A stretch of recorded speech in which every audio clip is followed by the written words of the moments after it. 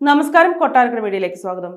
ശാസ്ത്രജ്ഞരും സാങ്കേതിക വിദഗ്ധരും വയനാട്ടിലെ മേപ്പാടി പഞ്ചായത്ത് ദുരന്ത മേഖലയായി പ്രഖ്യാപിച്ചിരിക്കുന്ന സാഹചര്യത്തിൽ അവിടം സന്ദർശിക്കരുതെന്നും അഭിപ്രായം പറയരുതെന്നുമുള്ള വിവാദ ഉത്തരവ് പിൻവലിച്ച സർക്കാർ ശാസ്ത്ര സാങ്കേതിക സ്ഥാപനങ്ങളോടും ശാസ്ത്രജ്ഞന്മാരോടും സംസ്ഥാന ഡിസാസ്റ്റർ മാനേജ്മെന്റ് അതോറിറ്റി ആവശ്യപ്പെടണമെന്ന് നിർദ്ദേശം നൽകിയതായ വാർത്ത തെറ്റിദ്ധാരണ സൃഷ്ടിക്കുന്നതാണെന്ന് മുഖ്യമന്ത്രി പറഞ്ഞു. അത്തരമൊരു നയം സംസ്ഥാന സർക്കാരിന് ഇല്ലെന്നും ഉത്തരവ് ഉദ്യോഗസ്ഥർ ഉടനെ പിൻവലിക്കാൻ ഇടപെടണമെന്ന് ചീഫ് സെക്രട്ടറിക്ക് നിർദ്ദേശവും മുഖ്യമന്ത്രി നൽകി. തുരുത്തിക്കൈയിൽ ഉരുൾപൊട്ടലിന് സാധ്യതയുണ്ടെന്ന് സർക്കാരിന് മുന്നറിയിപ്പ് നൽകിയിരുന്നെങ്കിലും കാര്യമായ നടപടികൾ സ്വീകരിച്ചില്ലെന്ന വിമർശനം ഉയർന്നതിന് പിന്നാലെയാണ് ഇത്തരമൊരു നിർദ്ദേശം പുറത്തിറക്കിയത്.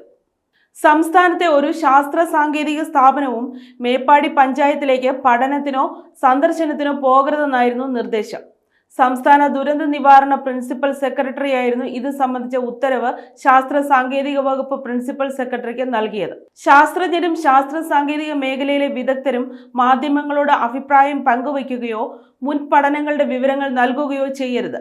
ഭാവിയിൽ പഠനം നടത്തണമെങ്കിൽ ദുരന്ത നിവാരണ അതോറിറ്റിയുടെ മുൻകൂർ അനുവാദം വാങ്ങണമെന്നും ഉത്തരവിലുണ്ട്.